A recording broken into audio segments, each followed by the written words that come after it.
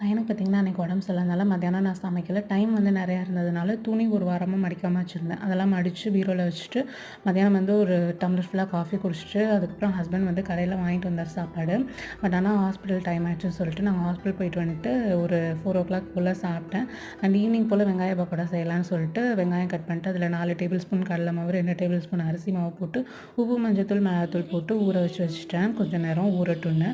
அதுக்கப்புறமா அந்த பால் வந்து புதுசு வாங்கிட்டு வந்து காய்ச்சினேன். திரிஞ்சிருச்சு. அதனால அதில பன்னீர் செஞ்சுட்டு, நைட்டு தோசைக்கு வந்து பன்னீர் ஸ்டஃப் தோசை செய்யலான்ட்டு வெங்காயம், தக்காளிலாம் சம அளவு எடுத்து அத நல்லா வதக்கிக்கிட்டு, அதில உப்பு, மஞ்சள்தூள், கொஞ்சமா மல்லித்தூள் போட்டு இந்த பன்னீரை வந்து இந்த மாதிரி நல்லா உதிர்த்து போட்டுட்டு, அதுக்கப்புறம் அத ஆற வச்சிடலாம். அதுக்கப்புறம் தோசை ஊத்திட்டு அது மேல பட்டர் தடவி 2 சைடும் வந்து திருப்பி போட்டு, பன்னீர் ஸ்டஃப் பண்ணத மேல நல்லா ஸ்ப்ரெட் பண்ணிட்டு, அதில சீஸ் போட்டு அது லைட்டா மெல்ட் ஆனதும் தோசைய 2ஆ மடிச்சு, அதுக்கப்புறம் சாப்பிட்டுக்கலாம். இது வந்து தொட்டுக்க தேவையில்ல. இப்படியே சாப்பிட்டா நல்லாயிருக்கும்.